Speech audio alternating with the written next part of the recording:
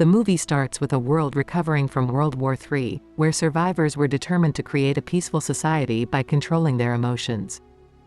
In the city-state of Libria, the leaders, known as the Tetragrammaton Council, made strict rules against anything that could stir strong feelings. They created an elite group of soldiers called the Grammaton Cleric to enforce these rules. Their job was to find and eliminate anyone who broke them. In one district called the Nethers, a high-ranking Grammaton Cleric named John Preston was on a mission to stop a group of rebels known as the Underground. When they found some rebels hiding in a building, they called on Preston to deal with them. With guns in hand, Preston burst into the building and waited in the darkness for the rebels to stop shooting. When they did, he quickly and accurately took them down. After dealing with the rebels, they searched for materials that were considered dangerous, things that could make people feel too much. Hidden under the floor, they discovered Leonardo da Vinci's famous painting of the Mona Lisa. Preston, after confirming it was real, ordered it to be destroyed along with other forbidden items. On their way back to headquarters, Preston noticed his partner, Errol Partridge, had kept a book of poems by William Butler Yeats. He asked why Partridge hadn't left it for the evidence team. Partridge explained that he didn't trust the team to keep proper records of forbidden materials. Throughout the city, Father, the leader of Libria, appeared on giant video screens to tell people to take their daily dose of prosium, a drug that helped them control their emotions. He urged them to get rid of anything that might make them feel strong emotions and claimed they had finally achieved peace by doing so. The citizens cheered for Father as he finished his speech. When Preston returned to the cleric's headquarters, he reported to Vice-Consul DuPont, the second in command of the Tetragrammaton Council, just below Father. DuPont praised Preston for his remarkable ability to detect strong emotions in others and wanted to know how he acquired this unique skill. Preston explained that he learned to think like the people he was hunting by putting himself in their shoes.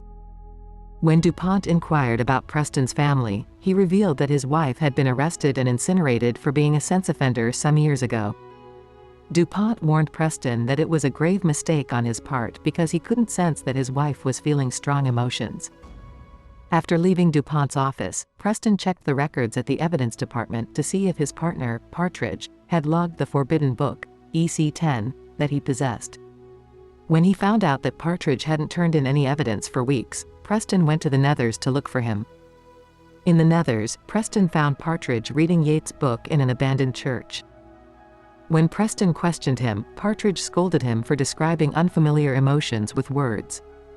Partridge bemoaned the loss of humanity due to council rules, while Preston pointed out the absence of war and murder in the council's new world.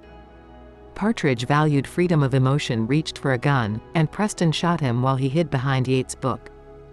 Partridge was swiftly replaced by a career-focused cleric named Brant, who admired Preston's unwavering nature. Later, at home, Preston's son Robbie observed a boy crying and wondered if he should report it. Preston told him to report it promptly. Preston dreamt of his wife's arrest as a sex offender, disarming officers who delivered the news. She kissed him and asked not to be forgotten.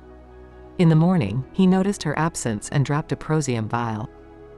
His son reminded him to visit the Equilibrium Center, which was closed due to terrorism.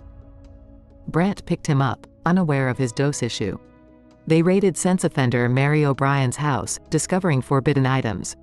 Mary aimed a gun at Preston, but he intervened to uncover her associates. In their interrogation, Mary challenged Preston about his purpose, stating he was just a clock without emotions. One morning, Preston awoke and removed his window tint to witness a beautiful sunrise. He prepared a prosium dose in his syringe gun but hesitated and didn't inject it. While on his way to headquarters, he accidentally dropped vials of prosium. Inside the office, he rearranged his desk as Father encouraged conformity on the monitor. Brant inquired about his actions, and Preston claimed workspace optimization. Brant then informed Preston about an operation to eliminate sex offenders in the Netherlands. During the raid, Brant shot a rebel who charged at Preston. Holding the insurgent, Preston accidentally made eye contact as the man passed away, leaving him distraught. Preston discovered a hidden room with forbidden items, including a vinyl record of Beethoven's Ninth Symphony. He played it, causing tears to well up in his eyes as he dropped a snow globe on his hand. While the team incinerated contraband inside the building, Brandt questioned Preston's decision not to hand over a nursery rhyme book to the evidence team. Preston chose to log it himself, lacking trust in the team's accuracy. An interruption: an officer reported the presence of dogs at the compound. Brandt ordered their extermination, which Preston hesitated to oppose, eventually conceding. However, when a puppy approached him, he couldn't resist holding it briefly before reluctantly giving it to the officers, then rethinking and suggesting testing for diseases. In a meeting with DuPont, Preston voiced concerns about the harsh execution of insurgents, proposing capture and interrogation instead. DuPont explained that father mandated extermination without processing, insisting on obedience even when they disagreed. Later, in the evidence department, Preston examined Mary's possessions and took a ribbon. He returned to the Nether to release the dog he had rescued earlier, which stubbornly stayed by his side. Preston eventually decided to return it to the trunk. In no time, officers arrived at the scene and requested Preston's identification.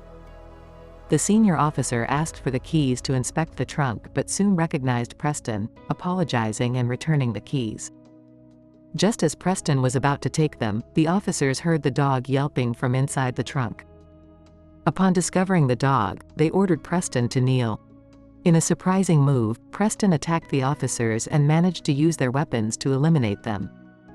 As more men arrived to apprehend him, Preston fought back, relentlessly firing his weapons and successfully taking them all down.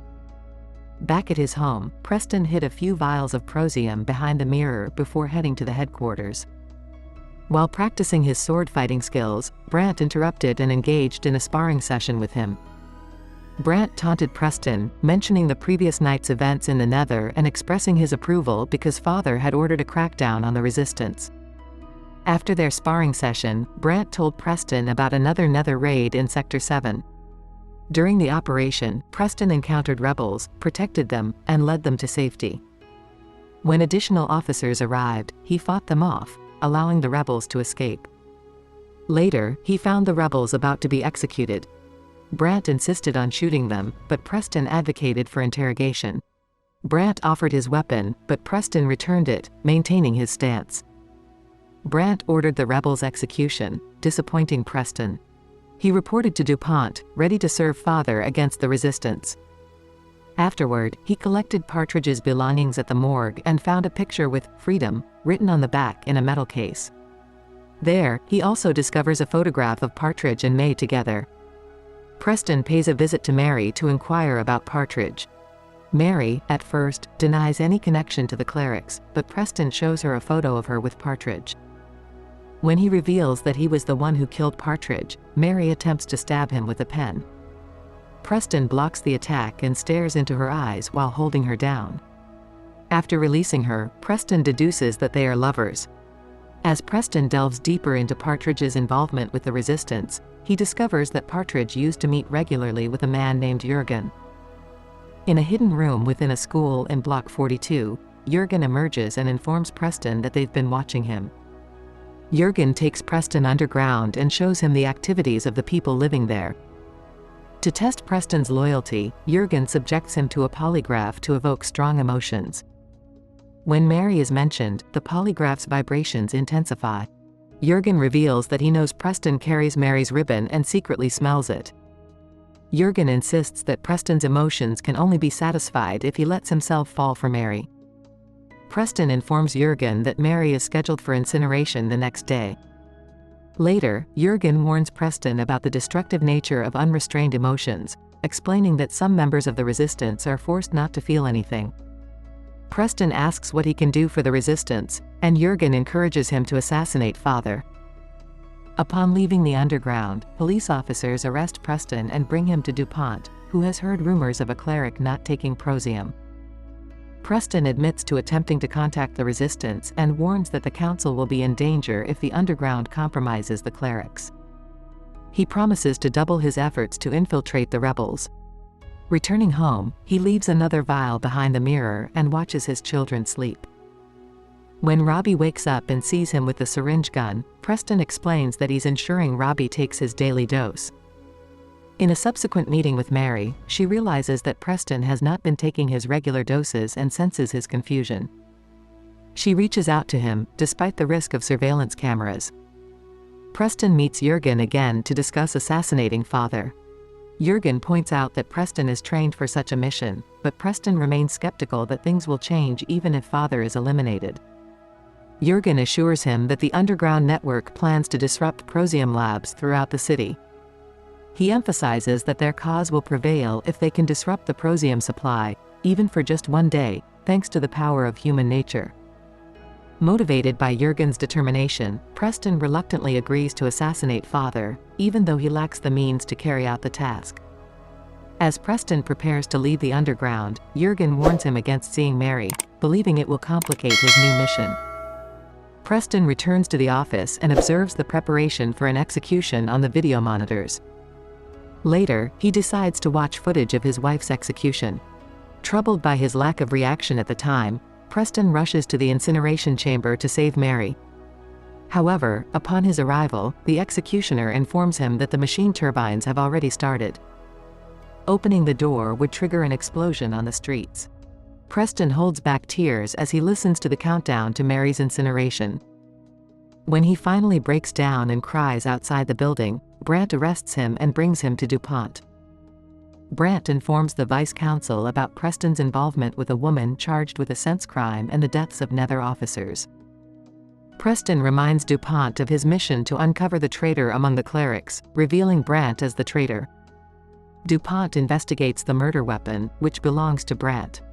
Brandt realizes he has Preston's gun, understanding Preston's switch during the rebel execution. However, Preston tells DuPont that Brandt took his firearm when arresting him.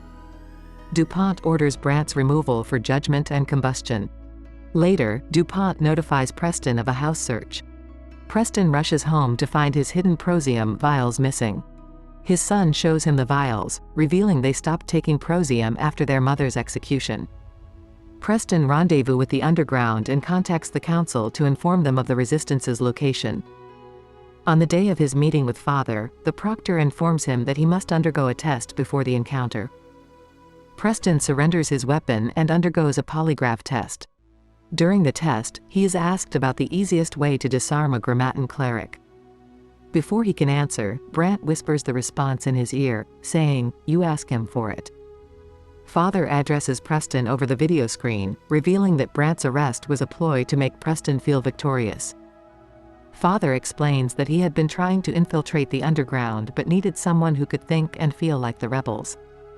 Father points out that Preston is the only one with this ability. To Preston's surprise, Father unveils himself as DuPont and discloses that the real father passed away years ago. The council elected DuPont to continue Father's traditions.